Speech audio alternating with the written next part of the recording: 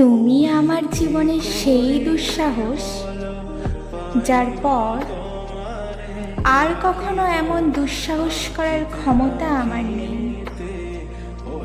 তুমি আমার জীবনের সেই সচেতন সিদ্ধান্ত যা আমি কখনো অস্বীকার করতে চাই না, যে সিদ্ধান্ত নেওয়ার আগে শতবার নিজেকে থামিয়েছিলাম, তবু পারিনি।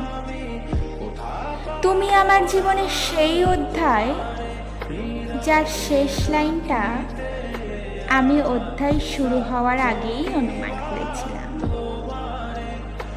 তবু কিছু অধ্যায় তার সংক্ষিপ্ততাতেই সুন্দর, আর তাই এই অধ্যায়ের সৌন্দর্য সযত্নে তোলা থাক আমার স্বরলিপিতে। অধ্যায় শেষে আজ থেকে যাক রেশ, ক্ষণিকের গল্পে হোক অবশেষ। লেখনীতে তাকে আজ সযত্নে রাখি, ভিন্ন হয়েও যেন অভিন্ন থাকি।